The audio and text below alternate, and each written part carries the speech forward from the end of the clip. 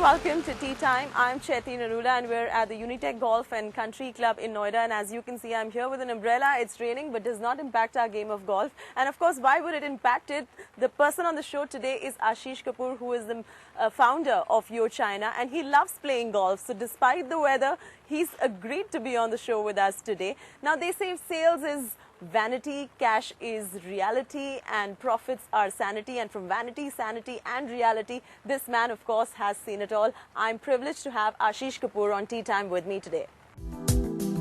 On the show this week, we have Ashish Kapur, co-founder and managing director, Yo China and Dimsumbros. 60% of our business is dine-in, but 40% of the business is delivery. Right. And that really complements from both an asset utilization and financial way, but also from the reach to a guest.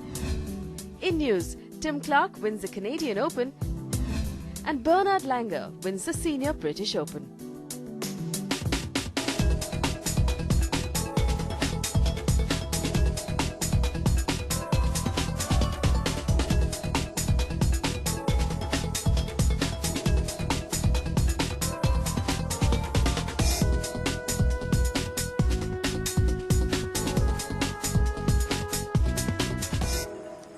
Ashish Kapur, welcome to Tea Time. Thank you for having me on the show, Chetty. Thank you for agreeing to be on the show despite the rains, despite the weather. Well, it's any day is perfect for golf. Well, let's go walk over to the golf course actually. Sure, And please. we can continue talking.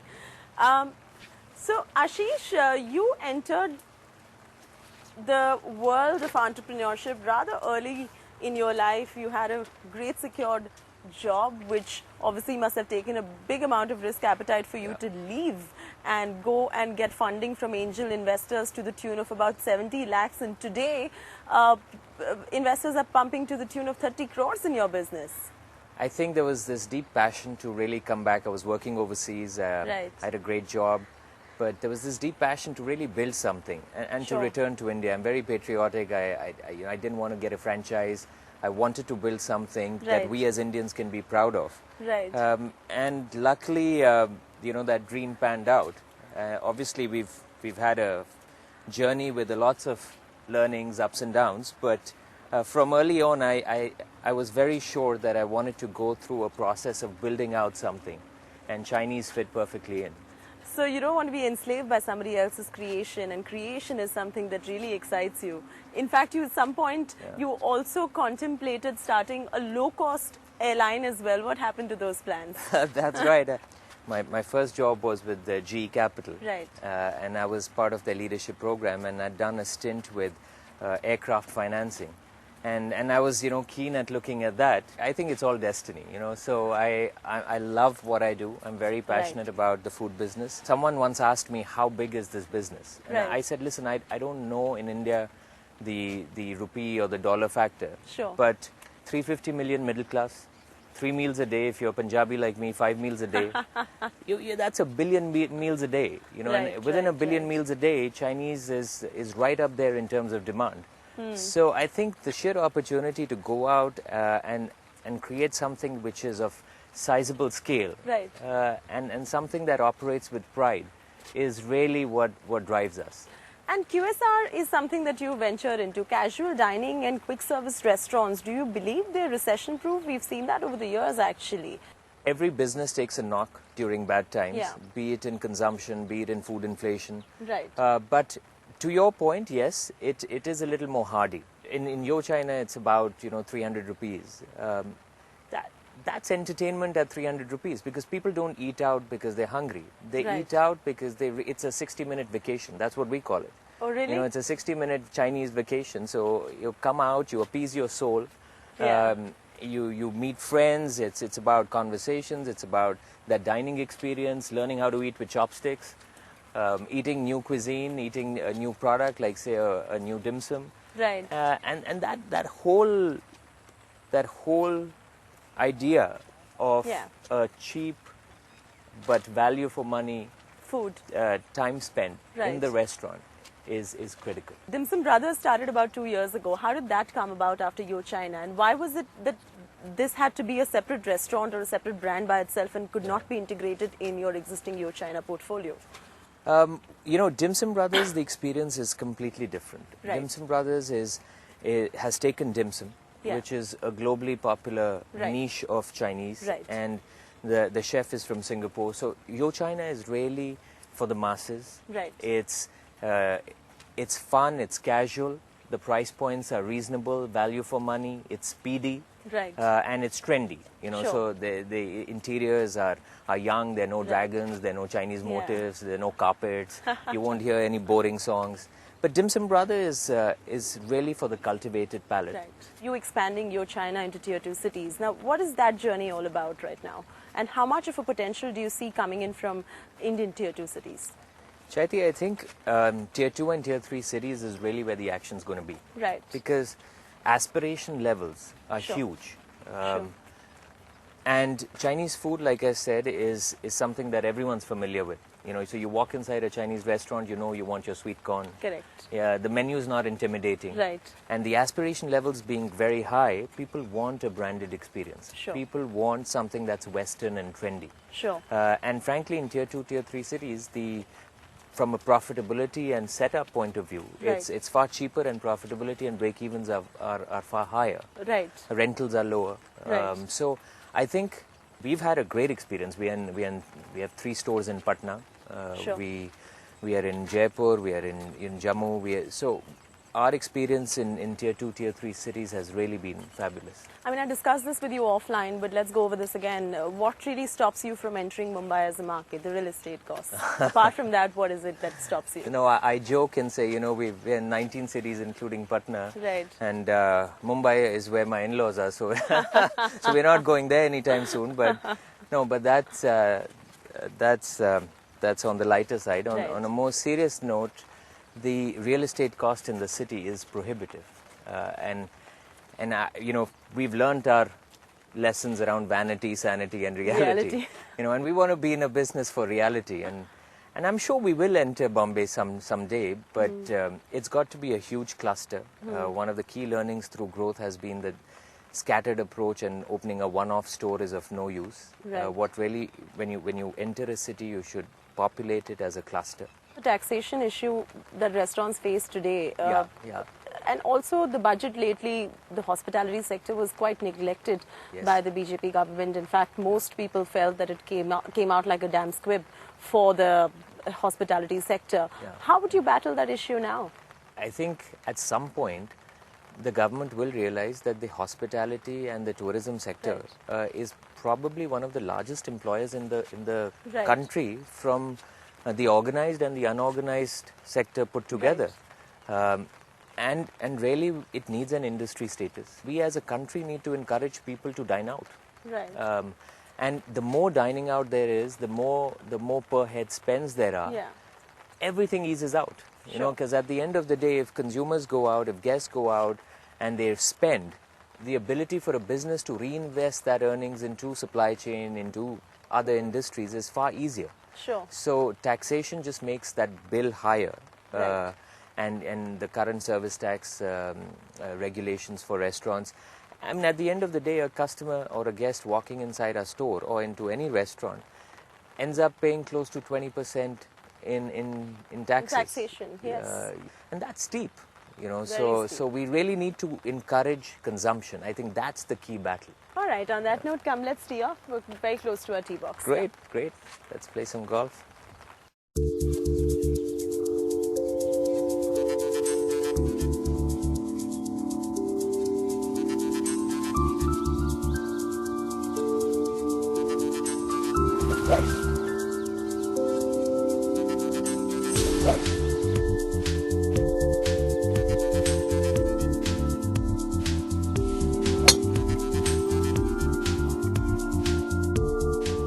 Talk about the franchisee route now. Does that somewhere put your brand at risk, because you've gone for the franchisee route with Yo China as well? Direct management involvement is not obviously possible when you go through the franchisee route. I think we've been very conscious of aligning with great partners. So most of our franchisees really run multiple stores. They run about 2 to 3 stores. So I think, it's like a marriage. You have to make sure that they treat the brand as their own. They're custodians of the brand, they're brand ambassadors. And they're as passionate about Chinese food, serving the guest, and going out and opening the second and third store in their cluster. Sure. So we've lucked out, and we've had some great franchise successes, and it's helped us grow a lot. In general, like, you have been fortunate to have good partners, but in general, do you think that the franchisee mode is a good viable option for restaurateurs like you? Totally. I think, if a brand is fair with its franchisees, I think it's a great option. Like I said, you have to cluster, you have to do the right approach, you have to make sure that, number one, the guest has a great experience. Right. Number two, the franchisee understands, respects, the brand is on the same wavelength and makes money. Because they're not here Sure. to fund growth without making money. Sure. So I think if that happens and you're fair, it's a great way. All boils down to cash is reality, like we've been Absolutely. talking about. Time now for me to tee off and we continue talking. Please.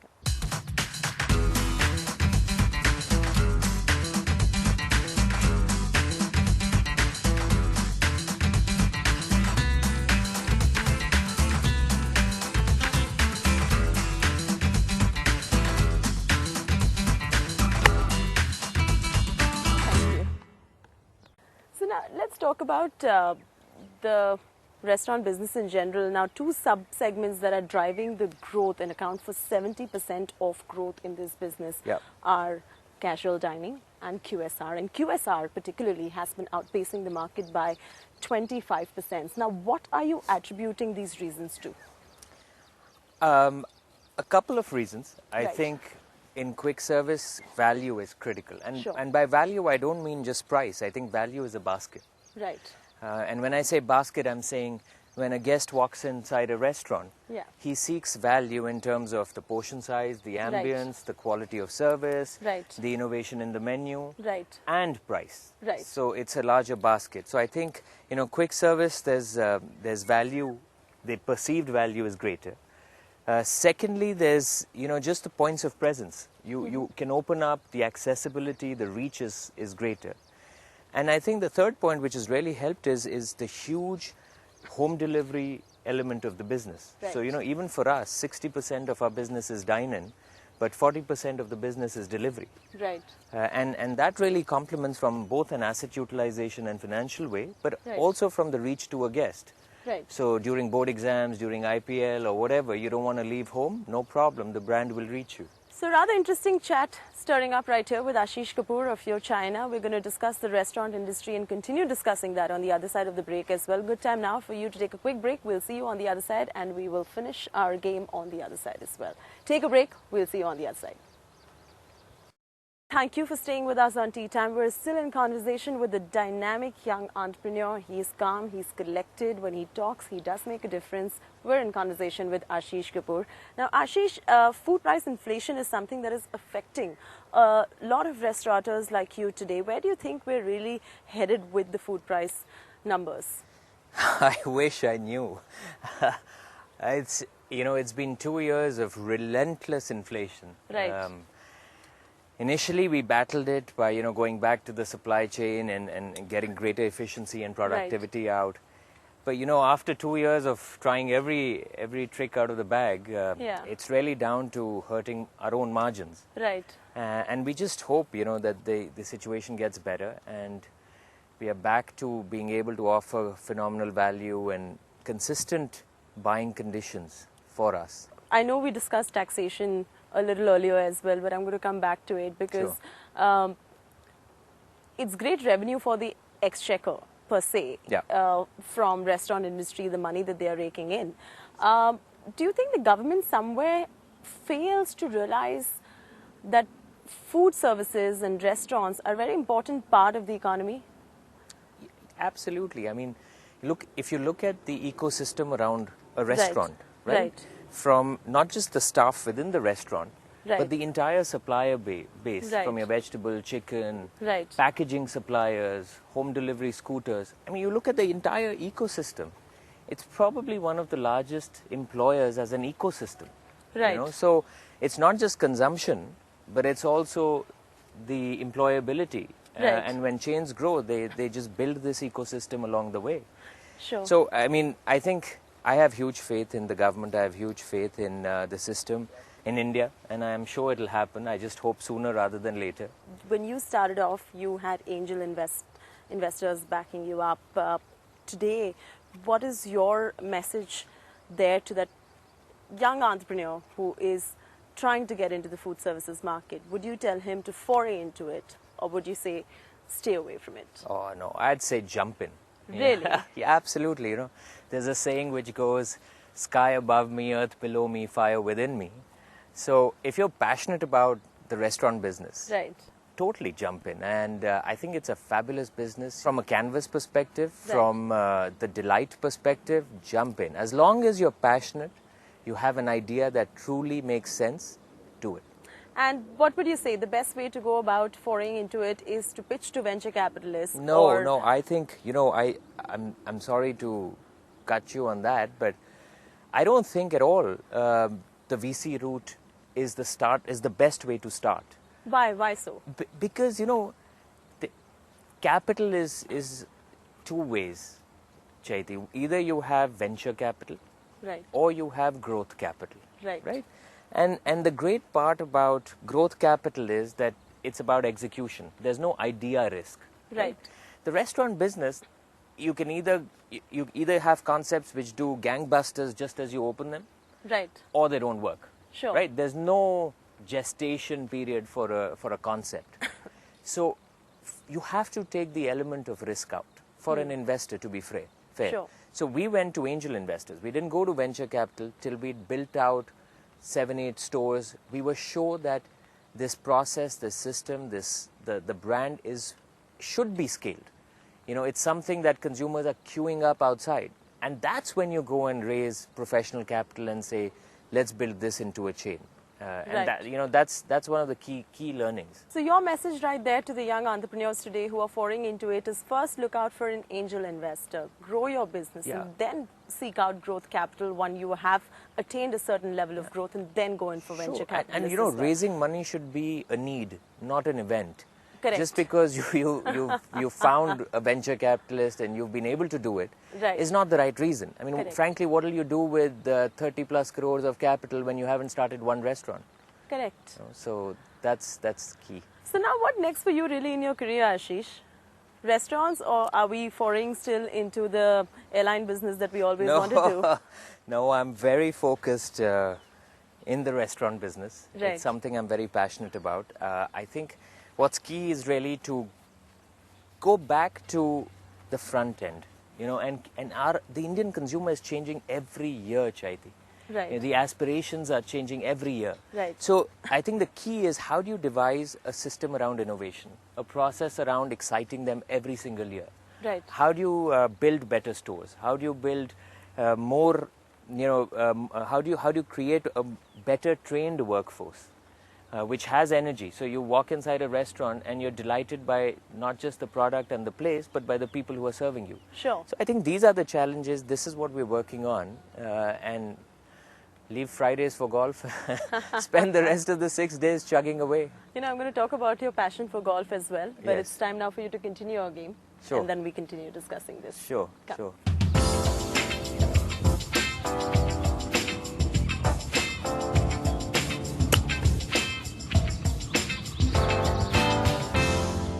So now, there was a recent study that was conducted by Technopack that said the Indian restaurant market today is pegged to be $2.5 million, and it's pegged to be to the tune of about $8 billion US by the year 2020. Is this an overestimation?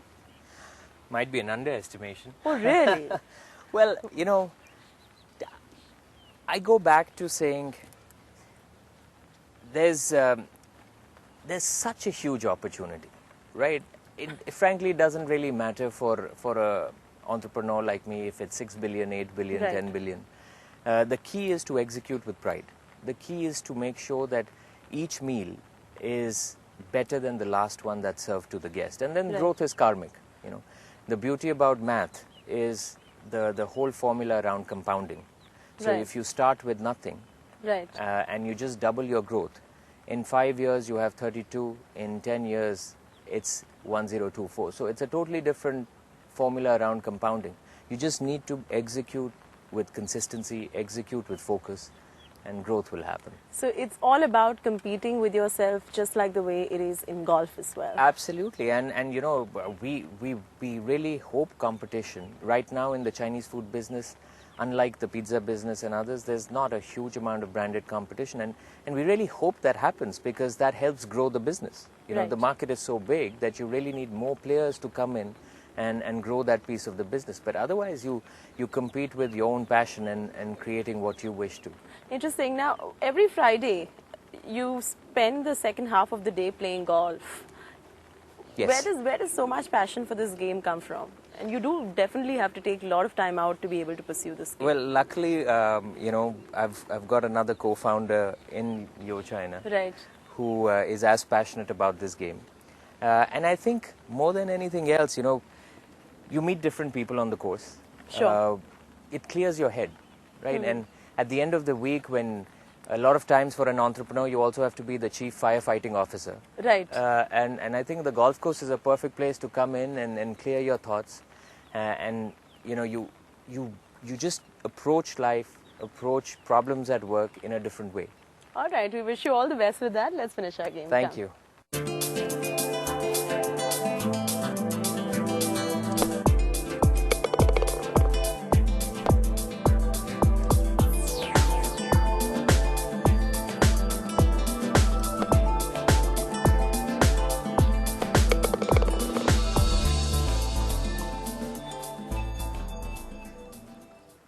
So now, on final parting thoughts, what's really your philosophy in life? What are the rules that you live life by?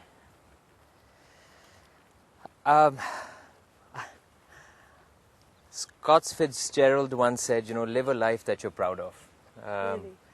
I think the endeavor is really to live a life that I'm proud of. I have a role model in my grandfather. I think he's taught me the power of gratitude.